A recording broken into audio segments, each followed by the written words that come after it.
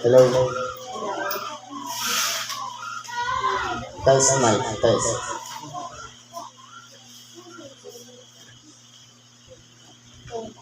Good afternoon. Sa pangalan po ng dakilang Panginoong Jesucristo, isang mapagpalang hapon po sa ating lahat. Siguro po, kung uunawain natin ang kalagayan natin, para lang hindi makaidlip, lilipat ka ng pwesto. Kasi kung lagi ka nasa isang kalagayan, aantukin ka.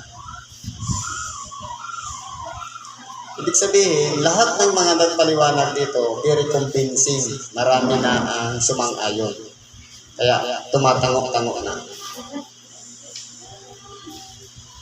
Ngayon po, sa ikalawang bahagi, ito po ang tinatawag na pag-aaral ng salita ng Diyos. Wala po ditong magaling, o marunong, o dakila sa pagpapahayag. Depende po sa kaloob ng Espiritu Santo sa mga tao na pupunta dito sa tinatawag na palatindigan para ibahagi ang kalooban ng Diyos. Sapagkat kung sarili lamang po nating kalooban, kakunti lang laman ng utak natin, hindi po natin kayang ipaliwanag sapagkat ang Ebanghelyo ay walang katapusan. Itong utak natin, itong katawan natin, may hangganan. Anong kailangan natin? Walang iba, ipagkatiwala natin sa Diyos ang ating sarili nang sa ganon, yung Ebanghelyo na nais iparating ng Diyos dumaloy sa tagapagpahayag at makarating din doon sa tagapakinig na pagnilay-nilayan yung Ebanghelyo. Ngayon po, meron pa tayo ditong isang sitas. Yung una, mahaba. Yung pangalawa, taiksiin natin. Siguro 2 oras tama na ito. Masarap na makinig ng Ebanghelyo. Sabi po sa sulat ni San Pablo sa mga taga-Hebreo, ito nga, sa Hebreo na ito, pinagtatanong-tanong ng bato ng mga scholar, sino daw may sulat? Si San Pablo po ang nagsulat niyan. Sabi dito, kinakailangan nga na ang mga anyo ng mga bagay sa sangkalangitan ay linisin ng mga ito. Ngunit ang mga bagay rin ito sa sangkalangitan ay linisin ng lalong mabubuting handog kaysa rito. Tama po yung sinabi ng kapatid natin kanina. Noong unang panahon po kasi, sa pamamagitan ni Moises, ipinagkaloob ang mga palatuntunan, ang mga kautusan, at kung ano-ano pa mga, halimbawa, mga kahatulan, mga punishment. Ngayon, sa pamamagitan po, dahil matitigas ang ulo ng mga Israelita, ang Levita po, ang ginawa nilang tagapamahala ng mga handog na susunugin. Kaya po, nasa kanila yung pagwiwisik ng dugo at ganun din yung pag-aalay. Kumbaga, para ma-reforma. Halimbawa, ang isang tao ay nagkasala, para makabalik ka sa wala kang pagkakasala, kinakailangan na may pangtubos. Kung ano yung pinakamaganda mo yan na hayop, unang bunga, yung pinakamataba, pati sa mga bunga ng pananim, yun ang iaalay. Dapat maging katulad ni Abel, hindi ni Cain. Kasi si Cain, kung ano yung pinakapayat na walang laman, yun ang inahain. Kung ano yung mga walang pakinabang, walang kwenta, yun ang ino-offer. Dapat po, maging katulad tayo ni Abel, na nagbibigay ng kaloob para sa Diyos bilang, kumbaga, utang na loob sa Diyos dahil nagtagumpay tayo. Ang tanong, ginagawa pa ba natin yun ngayon? Sa oras ba na tayo may pangangailangan sa Diyos, dinudulog natin sa pamamagitan ng mga panalangin, ng mga pag-aalala nag-aayuno. Minsan, hindi na tayo kumakain, hindi tayo natutulog para lang, kumbaga, nagsasakripisyo tayo sa panalangin. Nung makamta na natin, nagbigay ba tayo ng kantig sa Diyos? Ano bang binigay natin ganti? Nakapaglagay ba tayo dito? Kahit kapiraso? Bilang pasasalamat sa Diyos sa lahat ng ating tinanggap sa buong oras man, maghapon, buwan man yan, o linggo, o taon. Nakapagpasalamat ba tayo sa Diyos? Malamang, kung tayo punong-puno ng kabalisahan, hindi natin yan magagawa. Dahil po, nakatuon ang ating pag-iisip sa isa na namang bago na gusto natin. Yung pagpapasalamat na kalimutan na natin. Kaya po dito, kung aralin natin, yung pangtubos, ito po yung pamamaraan para makabalik ka sa zero na wala na uling pagkakasala. Makabalik sa isang taong malinis na pinatawad ng Diyos. Kaya po nagbibigay ng mga kaloob ng mga alay na susunugin para po mapatawad ang pagkakasala. Ngayon po, noon, sa pamamagitan ng dugo, ng hayop, iwiniwisik ng mga saserdote o punong saserdote para pantubos. Pero sa panahon po ni Kristo, dugo din ang ipinangtubos ni Kristo sa atin. Sa makatuwid, kung dati, araw-araw, o buwan-buwan, o taon-taon, kapag may pagkakasala ka, magbibigay ka ng handog. Ngayon, sa minsan lamang paghandog ng ating dakilang Panginoon, ang gagawin na lang natin, sampalatayanan na lang yung kanyang ginawa. Sapagkat, hindi na po pinagbabatayan ng Diyos yung tagal ng serbisyo natin, yung haba ng mga sakripisyo natin. Baka ang iba'y magmapuri o magmalaki. Tagal-tagal po na dyan, ganito pa rin ako. Baka magreklamo pa tayo. Kaya ano ang ginawa? Pinantay niya na lang lahat. Sumampalataya tayo sa kanyang ginawa. Libilado na lahat tayo. Walang laman doon. Walang mauungos doon o mahihigit. Pinantay na lahat ng Diyos. Isa na lang ang inalay, yung kanyang bugtong na anak. Ngayon, tuloy natin. Sapagkat hindi pumasok si Kristo sa dakong banal na ginawa ng mga kamay. Totoo po, na kahit minsan hindi siya pumasok doon sa gawain ng mga Levita para pumasok doon sa dakong kabanal-banalan. Saan siya pumasok? Sa puso ng bawat isa sa atin.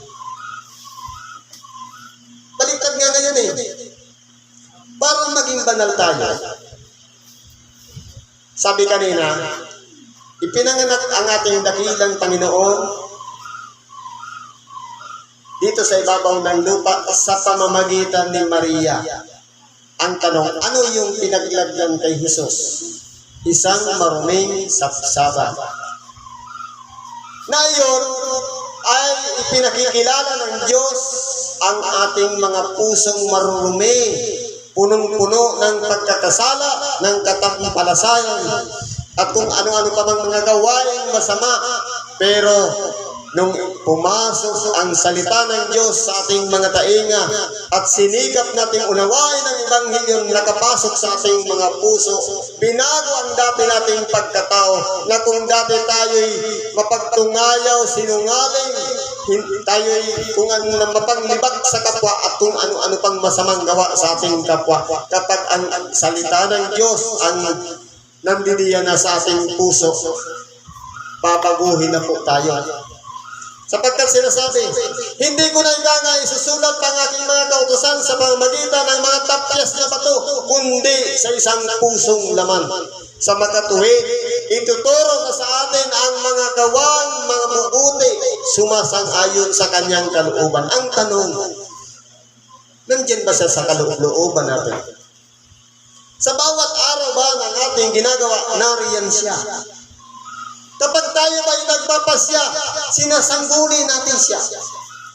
Kapag tayo nananalangin, nasasambit ba natin ang pangalan niya? Kapag tayo ba may lalakarin o kung saan man tayo mapunta, tinatawagan ba natin siya?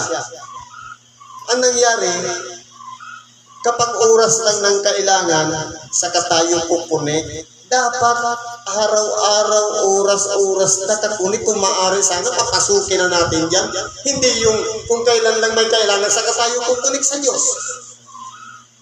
Dapat, hanapin muna natin ang pagharian tayo dito. Huwag dito, sapagkat ito kalaban. Ito yung tinatawag na ego. O kaya, pride. Pag ito nasunod, pupunta ka ng simbahan. Pag ito nasunod, hindi. Maglalaba ako. Hindi. May birthdayhan kami. Kapag ito nasunod. Pero kapag ito nasunod, pakialam ko sa labahan na yan, basta ako sisimba. Diba? Kaya po, dito sa sitas na ito, sa pamamagitan po na ginawa ng ating dakilang pang, hindi siya pumasok sa gawa ng kamay, kundi sa gawa ng Diyos ito. Katawan natin. Hindi sa gawa ng kamay, di ba? Marami ng mga doktor na nag-aral, mga dalubhasa, na ini-experimentuhan nila ang tao, pero hindi nila kaya. Ngayon meron na, pero panglabas lang, yung mga AI, Artificial Intelligence, ginagawa ng preacher pa pati ngayon yung mga AI. Ngayon, parang computer yun. Kung ano yung in-input mo doon ng mga program, yun lang sasabihin lang noon. Paano kung nakaprogram doon? Ang lahat ng hindi makinig sa kanya, ipapalipol niya, paano yung mga follower, yung mga tagasunod, parurusahan, ibilanggo lahat. Paano kung yun ang program? Pero hindi dapat ganoon. Kaya may sinugo naman ang Diyos na nakapagpahayag na hindi mga grupo. Sa makatoy, meron din puso. May pagkahabag sa kapwa, kaya siya nangangaral dahil ang gusto niya, wala ni isa man ang matira dito na hindi maligtas, kundi lahat tayo sama-sama sa kaligtasan. Pero ano nangyari? Ang sabi ng ibang sekta, kami ligtas na. Ang tanong, totoo ba? Dito sa baba, tingnan natin. Sabi dito, nakahalitulad lamang ng tunay kundi sa talagang langit upang humarap ngayon sa harapan ng Diyos dahil sa atin. Dahil po sa atin.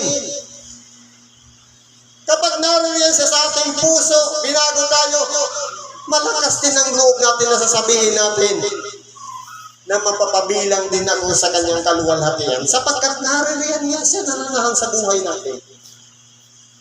At siya ay hindi rin naman kailangang ihandog na madalas pa ang kanyang sarili. Totoo po, minsan lamang po siya naghandog. Nagaya ng dakilang saserdote na pumapasok sa dakong banal taon-taon na may dalang dugo na hindi niya sarili. Totoo po, pinadadala lang naman sa mga punong saserdote para inisip, hindi naman kanila yun. Pero po ang ating dakilang Panginoon, hindi po siya maaaring pabalik-balik o paulit-ulit o kaya taon-taon na mag-alay ng kanyang buhay. Minsan lang siya nag-alay. At pagkatapos doon, dapat maunawaan natin ano ang saysay ng kanyang pag-aalay. Ano ba yun? Kung aralin natin, napakalawak po nun. Natatalos na ng ating dakilang Panginoon ang kanyang dadanasin. Inihula na ng napakaraming mga propeta kung paano siya mamamatay. Pero minsan hindi po siya nagreklamo.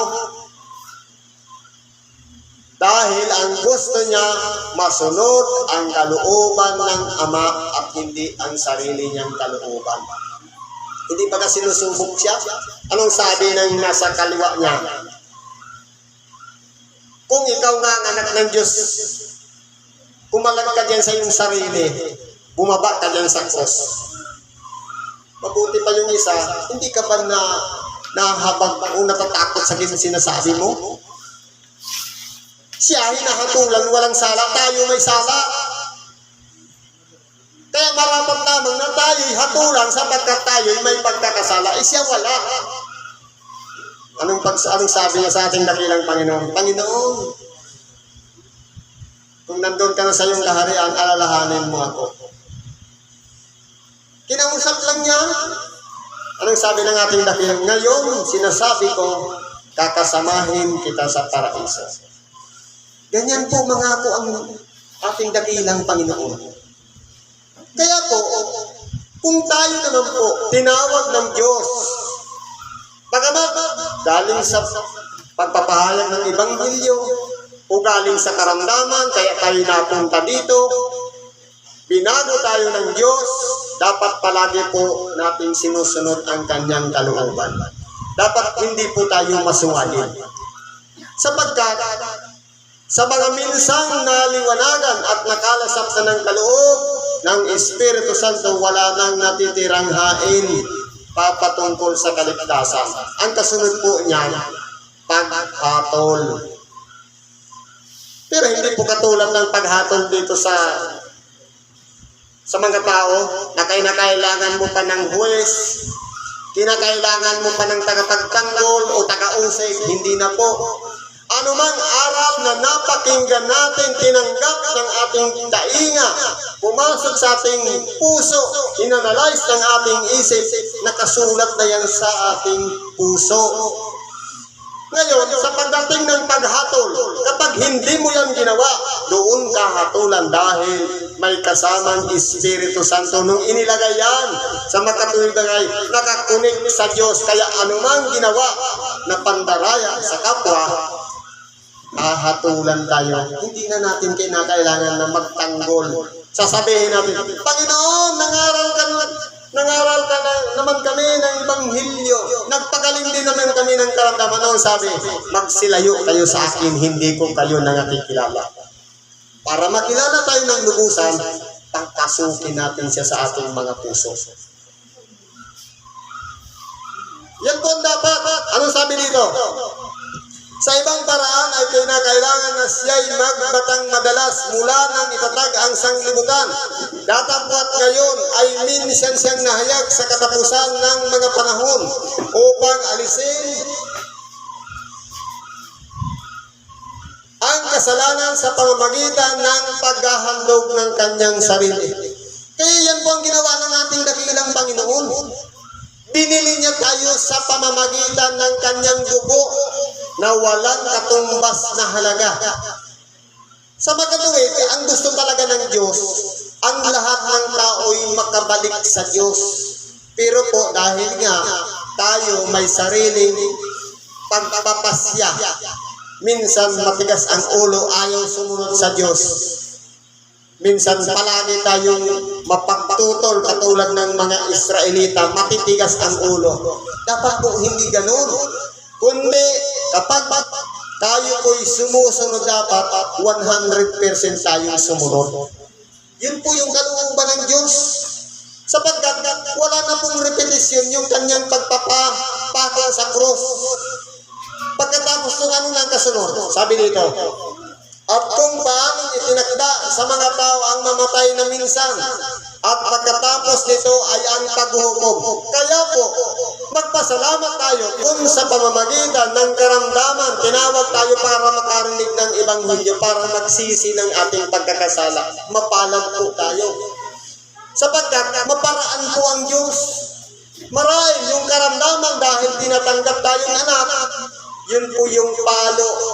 Sapagkat kung ang magulang nga, kapag minamahal niya ang kanyang anak, sinusupil niya o kaya pinapalo niya, gaano pa kaya ang Diyos natin sa langit?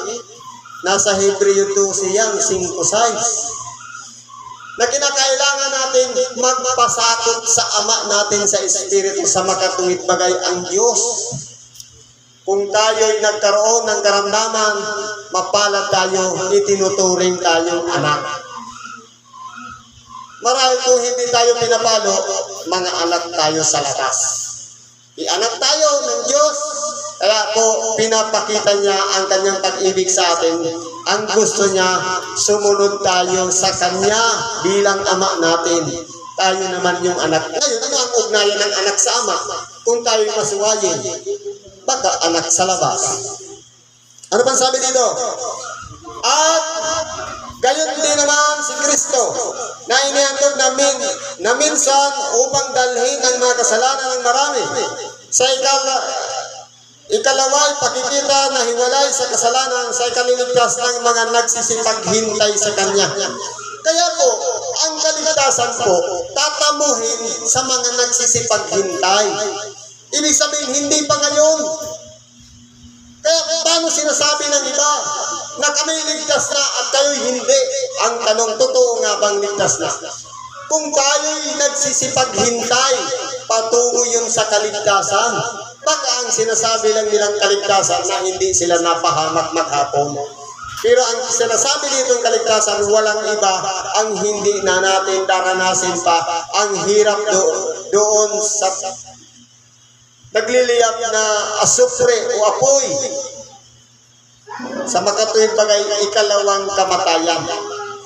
Kaya po, ito ang pinakaplano talaga ng Diyos. Ang plano ng Diyos, nilikha niya ang tao para ginawa niyang perfect. Kalarawan ng Diyos, sinira lang ni Satanas dahil sa tukso. Kaya nagkasala yung unang tao. Ngayon, ibinalik sa pamamagitan ni Kristo. Kumbaga na-reforma, meron ng pag-asa. Doon sa plano muli ng Diyos na tayo'y makapiling niya sa kanyang kaluwalhatian. Pero, bakit hinayaan ng Diyos ang diablo na manatili hanggang ngayon? Pwede niya naman supili na yun. Alisin na yung diablo. Bakit hinahayaan niya pa? Sapagkat ang tao po may sangkap ng pagka-Diyos. May unawa. May kaalaman. Marunong magtimbang. Ngayon, pipiliin na lang sa makatuwid ba kayong tao, may kalayaan. Alin ba ang gagawin ko? Yung mabuti ba o yung masama? Ngayon, kung ano yung nare-realize sa ating puso na mga tinanggap natin, yun din ang lumalabas sa bibig natin. Sa kasaganaan ng kanyang puso, nagsasalita ang kanyang bibig. Kaya kung puro kasamaan ang nasa puso natin, puro paninirang puri naman sa kapwa ang gagawin natin. Kaya po, hanapin muna natin ang ating sarili. Ano ba tayo sa harapan ng Diyos? Ang importante po dyan, yung connection natin sa Diyos. Ano ba tayo sa harapan niya? At magiging ano ba tayo sa kanyang pagbabalik? Pag-ingatan po natin yan. Sapagkat ang pagliligtas po o kaya yung paniniwala o pananalig doon sa ginawa ng ating dakilang Panginoon, hindi na po siya babalik para magpatakot. Kaya kung nalasap na natin ang kaloob ng Espiritu Santo, na napakaganda ng pakiramdam na ginagabayan ng Espiritu Santo, pagkatapos tumalikod, wala na po. Wala nang second chance. Kaya ngayon pa lang, manatili tayo sa paraan ng pagtawag sa atin. Yan po ang sundan natin. Sapagkat yan po ang kalooban ng Diyos. At pagdating doon, dahil sabay-sabay tayo nag-aantay sa Kanya, dapat papunta tayo doon sa kaligtasan, sa makatuwid bagay, doon sa buhay na walang hanggan. Siguro hanggang dyan na lang muna ang pakikibahagi natin sa oras na ito.